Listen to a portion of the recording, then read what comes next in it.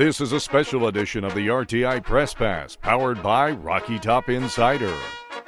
Here are your hosts, Rick Butler and Ryan Schumpert.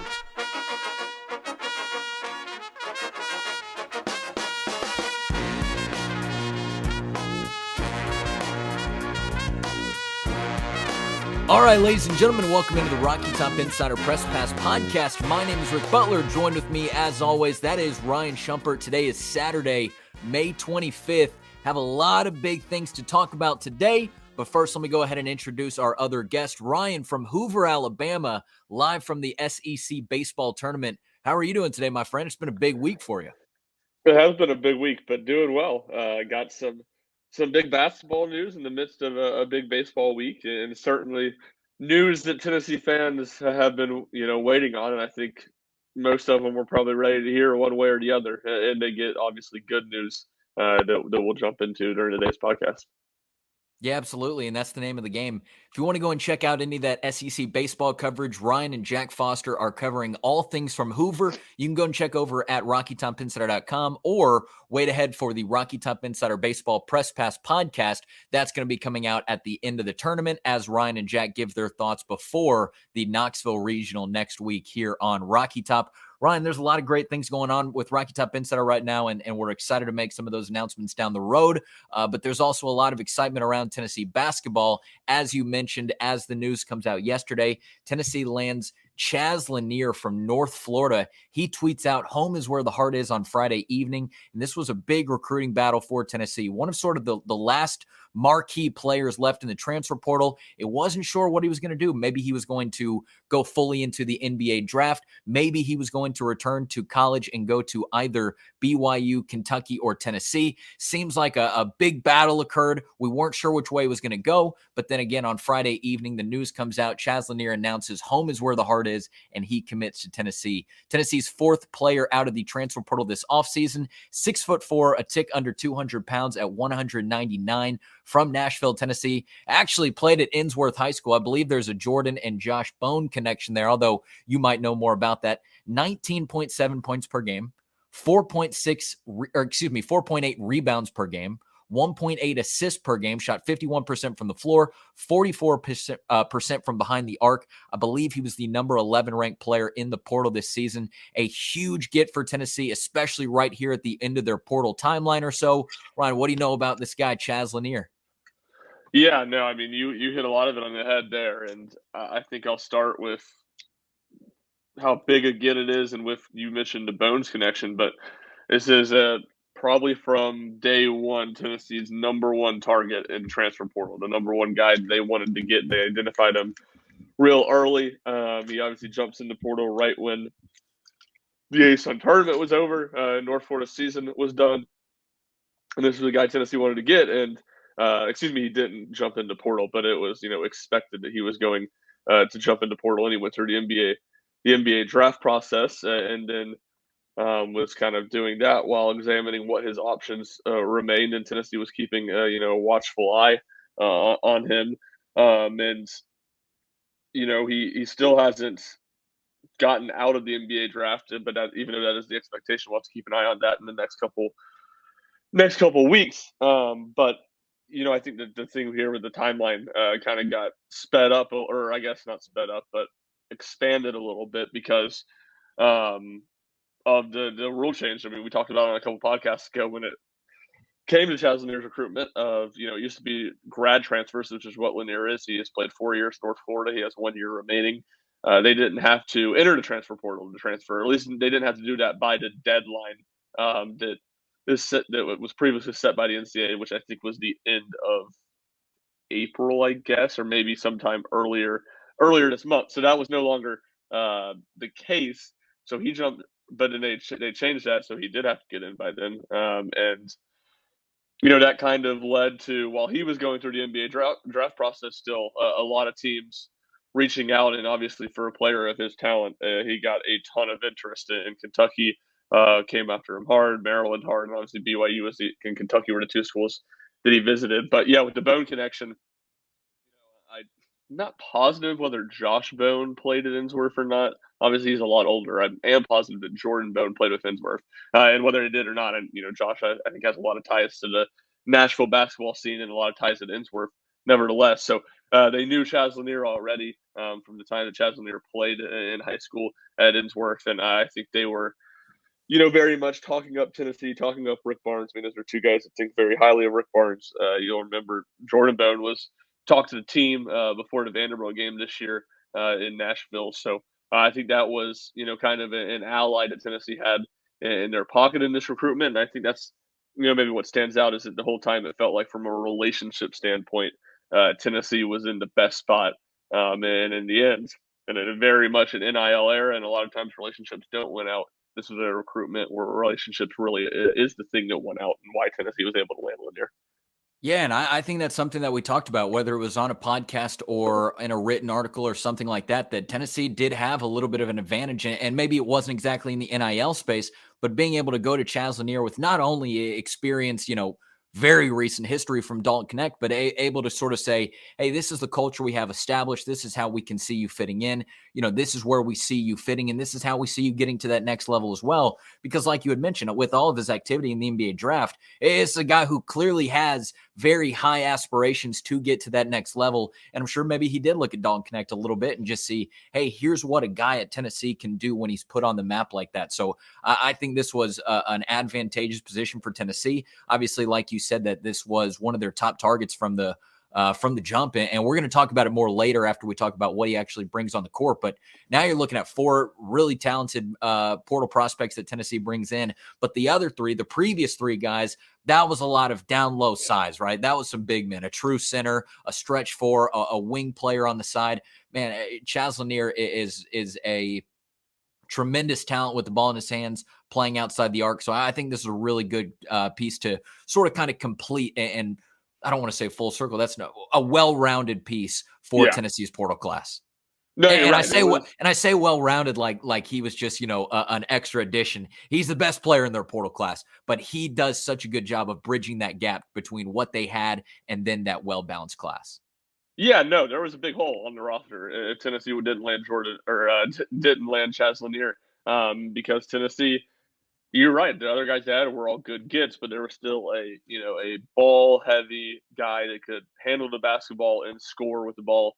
Create his own shot. That was missing still from this Tennessee team before they landed Chaz Lanier. So just a huge get because of that. I think it's probably the difference of you go into and obviously Tennessee, if Lanier had committed to Kentucky yesterday, Tennessee would be going hard after somebody else to try to find. But and that could change the whoever they ended up landing him in this place could change this. But it feels like he's the difference in Tennessee being a top 20 team preseason and kind of a fringe top 5 team next year. So just a huge get. And then you talk about his recruitment a little bit. He goes to BYU over the weekend. Last weekend he goes to Kentucky on Monday. Gets in to Knoxville, makes that drive south on Interstate 75. Gets in real late Monday night going into Tuesday visit. And it seemed like Tennessee just killed the visit with the attention that obviously I think people on campus, Payne and Rocky saw coming into town, got out and took a picture with some guys, and then just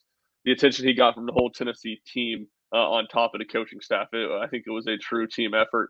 And then one where a recruitment we talk about, I think Tennessee probably won with the smallest offer. Like we just talked about, relationships are going to play key. And I know a lot of people said this. Chaz Lanier after his visit tweeted out a Bible verse and just tweeting how that was a good sign for Tennessee. And on a surface it may or may not have been, but I think you read the Bible verse, it was definitely a good sign from Philippians 2. Do nothing from selfish ambition or conceit, but in humility count others more significant than yourself. Let each of you look not only to his own interests, but also to the interests of others. I mean, that's literally, I know, it's not about me, which is Tennessee basketball's entire slogan. I mean, that's all about putting other people ahead of yourself. And that's what, Rick Barnes and Tennessee's program has tried to preach as their identity, is that it's more about the team. It's not about your own interests. So I did feel like, while in some cases maybe that could have been something that's worked up and not really the case, I do think that was a good sign and a message that while Tennessee had maybe the smallest offer from an NIL standpoint, not one that wasn't competitive, not one that, wasn't still good money. a message of coming to Tennessee, being a part of a team, being in a spot that you can do the most for the team, and the team can do the most for you. I think really sunk home and was a big reason why Tennessee got to the finish line and landed Lanier. It's funny you say that. I think first and foremost, I wouldn't be surprised if that Bible verse was told to him at some point Yeah, on I the wouldn't visit, either. right? Like, just in passing conversation. So maybe that was fresh in his head. But I completely agree. I think that was originally a really good indication. I also wonder how good of an indication, Ryan, scale of 1 to 10. How important was painting the rock? I mean, he seemed to have liked that one. And maybe not entirely in football. We can just sort of cut the football slice out of the pizza. But I think for the rest, like if you get painted on the rock, that's almost a lock. No rhyming intended. I don't know. Maybe we need some more evidence down the road. But people, all jokes aside, people do seem to love when their name gets painted on the rock. Yeah, no doubt. And, I don't think on its own it probably means a whole lot, but it just went into the whole vibe of what we were just talking about.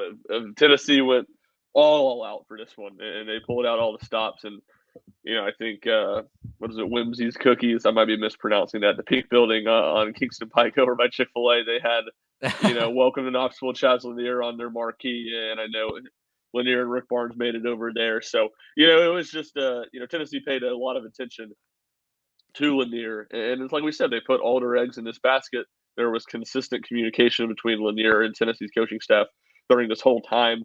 Tennessee wanted to be Lanier's last visit. Lanier said, yeah, I want that to be the case too. And they were able to get that lined up. And, Tennessee pulled out all the stops.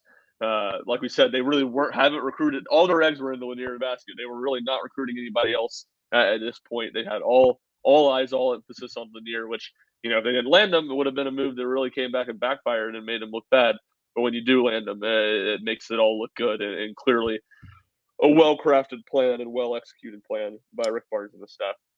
Hey, give credit where it's due. I mean, Whimsy Cookies. There's a lot of other great local businesses that they know when success is rolling around in Knoxville. Not only do they enjoy it, but they also want to get in on the success a little bit. Very successful athletic times in Knoxville right now. Again, Ryan and Jack are at the SEC baseball tournament. As we record this, Tennessee has a semifinal game against Vanderbilt later today. Speaking of Vanderbilt, though, which is obviously in Nashville, that is where Chaz Lanier is from. Ryan, when you go and look at the tape that he presents when he went into the portal, and obviously coming out of the portal, but just sort of what he did at North Florida, it's really impressive tape. He's a guy that can score from different levels. He can shoot from behind the arc. He can get to the paint. He can run and score in transition. I think his athleticism really plays to his advantage with that 6'4". It's sort of a bouncy frame. That was one of the things that stuck out to me the most. It's just sort of the air that he can get, the bounce that he can get, just sort of the distance that he can cover when he steps across the court. I think it's really impressive right there. But he's a guy who really exploded during his senior season. He hung out around the 1 to 5 points per game mark throughout the first 3 years of his career. But he really dialed up the shooting and scoring as a senior. We just mentioned he shot 51% from the floor and 44% from behind the arc last year. It's a guy who took a lot of shots last year. He made a lot of shots, but that was obviously something different from his first 3 years over at North Florida. Yeah, I think it's kind of two things. I think one, he came in, he was a very raw prospect. He was not a guy that was ready to play college basketball, and he got a lot better over his tenure. And then his junior year, he was sitting behind two all conference guys.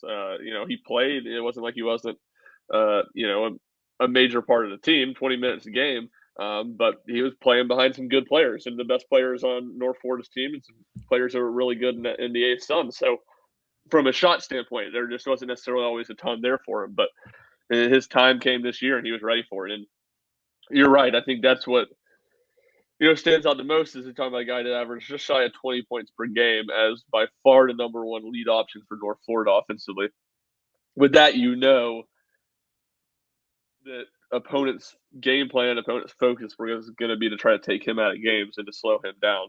And not only did he score a lot doing that, he was efficient in doing it. I mean, he shot 51% from the field, 44% from three-point line, and 88% from the free throw line. I mean, he shot, I think it was 94 threes that he made You're talking about, I think, the last couple of years, Dalton maybe hit like 99 threes last year, and Vescovy his junior year, the year he played with Kennedy, hit like 106. Besides that, I think that's the most anybody, be more than any Tennessee player has hit probably in the entire Rick Barnes tenure. Maybe Kevin Punter got up into that group as well. Barnes' first year, but I'm not positive of that. So just a really efficient scorer, and the advanced analytics like him a lot too when it comes to that true shooting or effective field goal percentage was 62.9%, 26 nationally, and then his true shooting mark was 66.3%, 13th nationally. So a couple stats to kind of take into account where you're taking shots from and how difficult those shots are. He was really, really good. And then, I guess kind of one last thing to supplement that, Synergy had him as the most efficient offensive player in the country last year. Points per possession used, he averaged 1.2. That led the country. You want to talk about the guys that were right behind him. Antonio Reeves of Kentucky was 2. Zach Edey at Purdue was 3. Darlington Dubar at Hofstra, who's another Tennessee transfer, was 4. And then Mark Sears at Alabama was 5. So you're talking about some 3 other dudes who were playing big time college basketball that were really, really high level scorers. And Lanier was up there doing it at just efficient of a rate while putting up big numbers. Yeah, and that's got to stand out to you. Obviously, the efficiency numbers. Not only is that something that we know that Rick Barnes likes, and he wants to be efficient out there on the court, but it's also something that Tennessee needs. And this is a big turnaround for Tennessee, which we're about to get into. This is a lot of departing players and incoming players all at the same time. But you always take efficiency when you can get it. And I'm excited to see sort of how that transition carries over to SEC basketball. There's going to be a ton of talent in the SEC next year. And it's going to be interesting to see how these pieces mesh together. Now, Ryan, if I were to ask you, we do love a good way too early prediction around these parts. We love getting an opinion out several way too far out in several months out, way too far out in advance. Tennessee bringing in 4 players from the transfer portal. They have 2 seniors that sort of projected as starters coming back was Zakai Ziegler and Jemai Mashak. If you had an idea, do you think all 4 of these portal additions are going to be starters next year? Do you think it truly is just a wait and see process? What do you see about just sort of how Tennessee fields a starting 5? And obviously we know that the caveat there is things can change throughout the season. And not only have we seen that, but that's almost sort of expected at this point. But how do you see that starting 5 shaking out with Tennessee bringing in 4 guys from the portal? I think it'll be Zakai Ziegler, Chaz Lanier, Jemai Mashak, either I think Felix Akbar will start in 5. Either Igor Milicic or Darlington Dubar at the 4 spot. And like I said, Akbar at the 5. So I think you'll have the 3 of those transfers starting and the 2 kind of wing power forwards battling out for that 4 spot. And the returning players being Mashak and Ziegler being starters for Tennessee as well. Ryan, if I had told you a couple months ago when Tennessee was watching those players enter the portal, whether it was Tobe Awaka, Jonas Adu, DG Jefferson, or Freddie DeLeon, if I had told you that these were sort of the 4 players that Tennessee was going to get here in a couple months, Darlington Dubar, Igor Milicic, Felix Akpara, and Chaz Lanier, sort of where do you see the strengths to that portal class? Is there anywhere that you think Tennessee still needed a little bit of help? Just sort of now that we have these 4, and the Vols do still have 2 remaining scholarships to work with, and we'll get into that here in a second. But it seems like maybe this is going to be their foursome of players that they're bringing into the program. Just sort of what do you see from these 4 from a 30,000-foot view, if you will? Yeah, no, I would think that. Now, I would say if you asked me this a few months ago, I'd have to do a lot of research about these guys. But having done the research and knowing what each guy does well, maybe what some shortcomings are, I think it's just a fantastic portal class for what Tennessee needed. It addresses a lot of the holes in Tennessee's roster. And I mean, let's go back to our podcast we did right when the season ended, and we talked about kind of recap the season, and we looked at what does Tennessee need in the portal.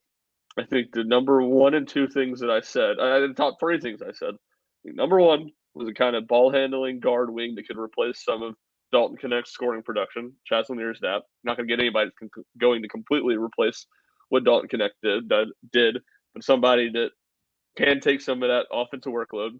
I said a guy that can I said either a player that is tall enough to play some power forward, or a power forward who can stretch the floor well enough to hit shots that can help replace Josiah Jordan James, and the versatility that Tennessee was able to play with because of Josiah Jordan James playing the four.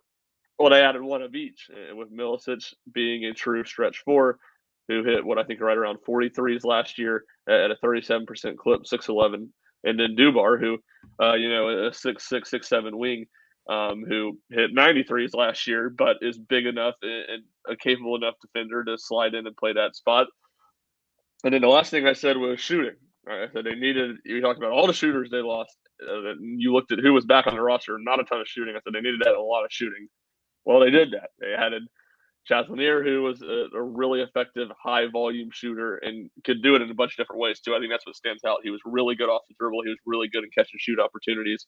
And then Dubar, who was an elite catch and shoot guy, and Milicic, who was probably not quite as good as a shooter as the other two, but still, shot at a 37% rate from 3-point range last year. So they checked all those boxes. Obviously, at that point, we didn't know that Tennessee was going to lose Jonas Aidoo and Tove Awaka to the portal. Because of that, we knew that they were going to need to add a big man, and I think they added a really good one in Felix Okpara, and especially with what they needed, which I think was primarily in that spot defense and rebounding. And I think they added one of the best defensive big men in the country. And you'll have questions, especially with Lanier, about how he's going to fit defensively.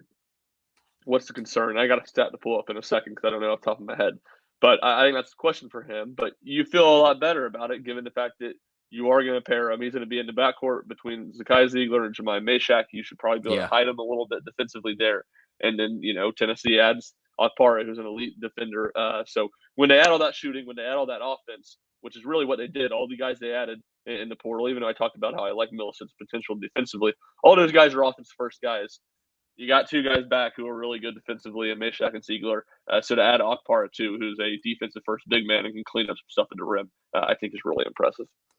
Yeah, I think you just really hit the nail on the head. But when you look at these four from Tennessee's portal class, I think it's exactly what Tennessee needed as a program. But also, I think it gives the fan base something that, I just think going back to last year, there was so much excitement around the team because they knew the excitement that Dalton Connect not only played with, but how that sort of sparked the whole team. And I think you got guys here that bring that exciting level of basketball to this program. And not that Zakai Ziegler obviously is not a mainstay when it comes to just the, get your money's worth when you sit in your seat sort of guy. But I think these guys all bring a little bit of excitement to the court, and they can do different things. D-Stone Dubar and Igor Milicic, I'm really impressed by the versatility they bring. And I think that this coaching staff is going to have a lot of fun sort of molding those two players into what they want them to be and sort of the different ways that they can use them. Obviously, with Milicic being more of that stretch four and Dubar coming off the wing, but still a 6'8" frame to him. I think that's really beneficial on the wing. Felix Okpara, who we've talked about before, we know is a redwood tree in the middle of the court.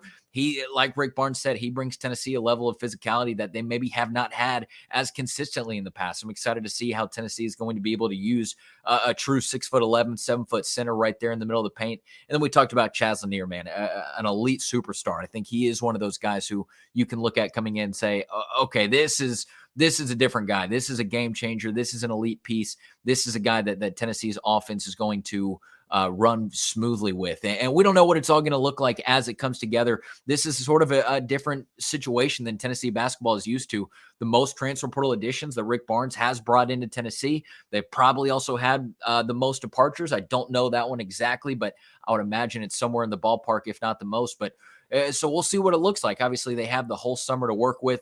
Tennessee basketball has been trickling out some videos over the last week or two of some of those players arriving. Igor Milicic arriving, Felix Okpara arriving. So these guys are going to get working over the summer, and we'll see how it builds all to the fall. And that's certainly something I'm interested to see. But I think that this is certainly a roster right now when you look at it from top to bottom, that once things start get going by the SEC conference season, I really wonder what they could be doing, because I think it's a high ceiling when you put all these players together and you give them a little bit of time to figure each other out. Yeah, and it's all hard to say for sure, how for any team, not just Tennessee, how transfers and how everything's going to mesh. And that's such a big part of it. Baseball, it's like in football to an extent. Guy's good. You plug him in. Yeah. Baseball, you're hitting 350, you feel pretty confident they're going to be able to do that, and you don't have to play off each other in baseball. That's why you have to play off each other and stats and stuff. All that's great. It gives an indication of what a player can do, but how can they fit? And again, we won't know for sure, and it's hard to totally project. But this is a group. When you mix it with what Tennessee has, it seems like it meshes together really well. And you talk about getting shooters around Zakai Ziegler, who should be one of the best pass first point guards in the country next season.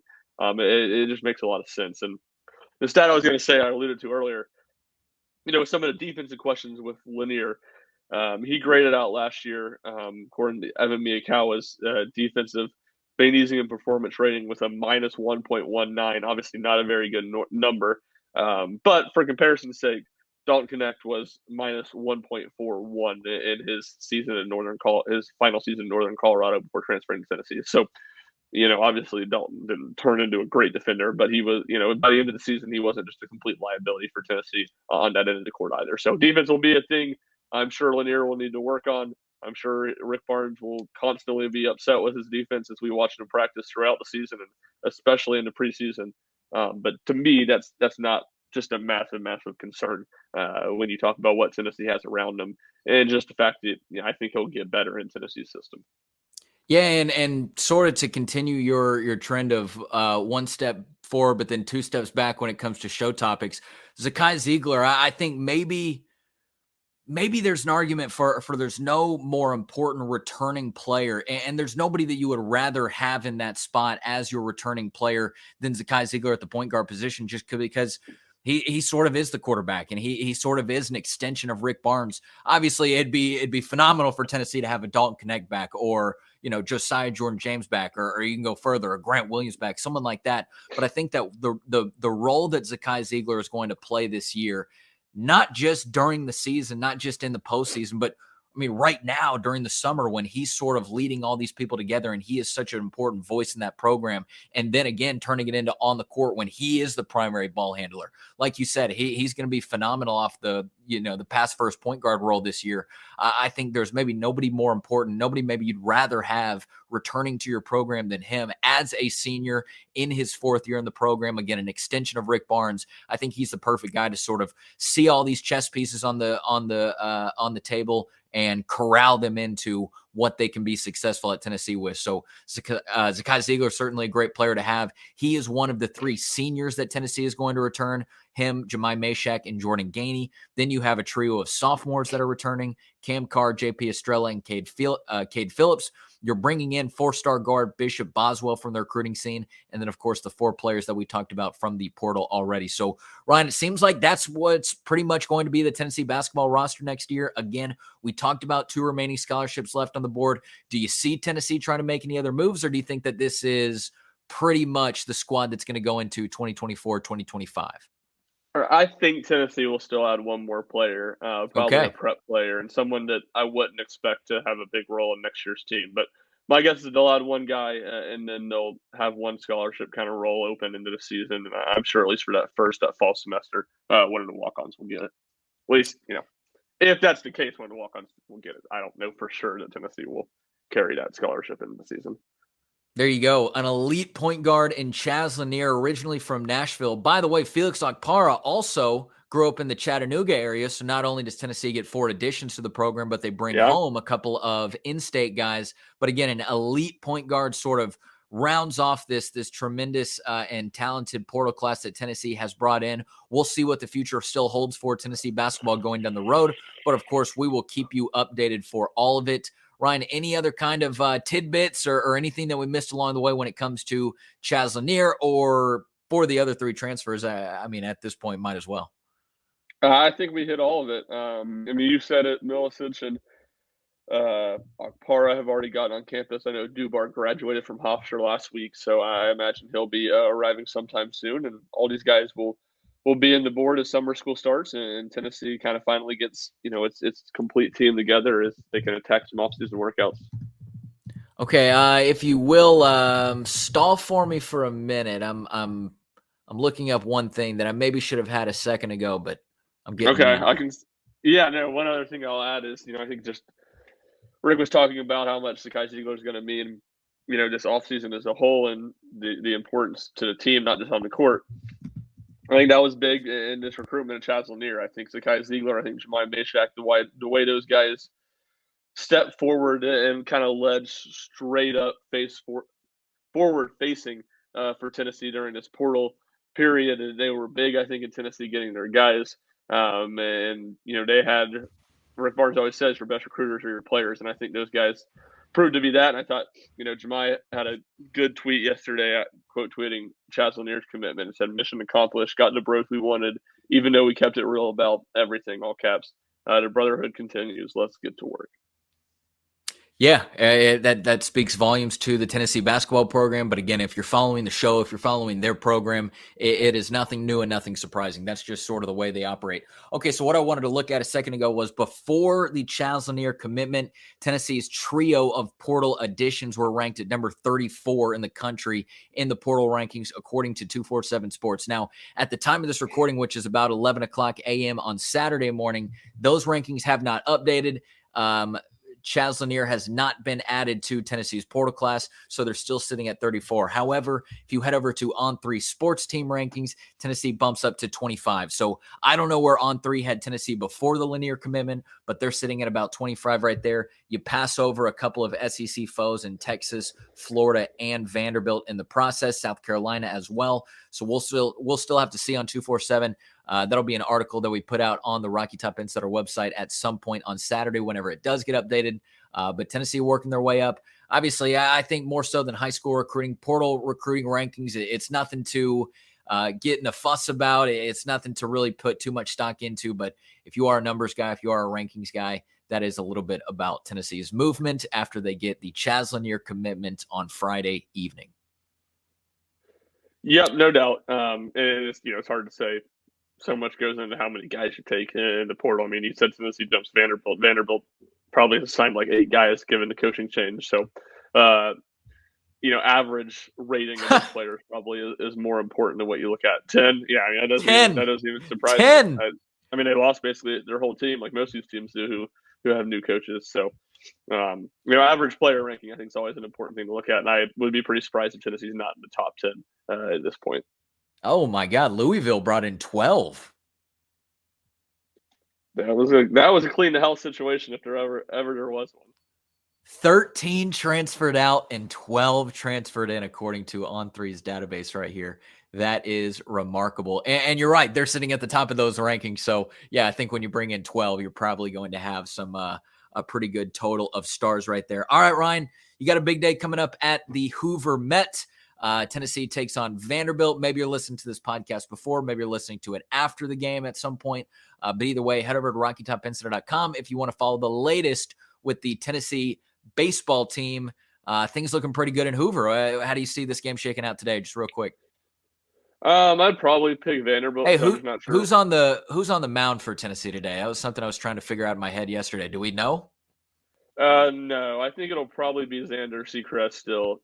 Tony said he was getting hot last night, so they're not totally sure whether they're going to be able to start him because if they were going to lose that game, they wanted to make sure he got a little bit of work in. So I'm not sure who it'll be. And yeah, I'd probably pick Vanderbilt for that reason. Tennessee I don't think it's going to be quite as dramatic as the first Vanderbilt game on Wednesday. But I think they're going to have to piece some things together on the mound once again, just, from who's going to throw. So we'll see. I think Xander will throw a couple innings. I think A.J. Russell will get some action. I think Nate Snead will probably throw an inning.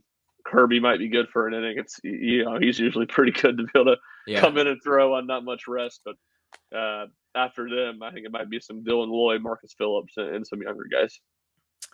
Tennessee softball also stole a game, I believe it was, over Alabama in the Knoxville Super Regional. I believe they took it at the end, but Knoxville was beating Alabama on the field, and then they were beating them down in the press conference as well. Not afraid to talk their smack. So a lot of things happening in Knoxville right now, of course, for the Tennessee Athletics Department, and you can head over to RockyTopInsider.com to follow all of it or most of it or as much as we can get to. A ton of it is going on right now. So head over to RockyTopInsider.com to go find all of that out. If you want to follow Ryan Shumpert live from Hoover, Alabama this weekend, you can do that at rshump00. If you want to follow myself, bringing you all things Tennessee football, basketball, and baseball from home base right here on Rocky Top, you can do that at Rick_Butler. But otherwise, just make sure you're following at Rocky Top Insider on each and every social media platform as we continue to give you the best Tennessee news, notes, and coverage. All right, Ryan, I'm going to wrap this thing up, my friend. Good luck with the rest of the weekend at Hoover. We'll see if you have a game tomorrow, if Tennessee is in a championship contest. But a lot of big things happening on Rocky Top right now. Thank you so much for listening to the RTI Press Pass podcast. Be good out there. We'll see you for the next one.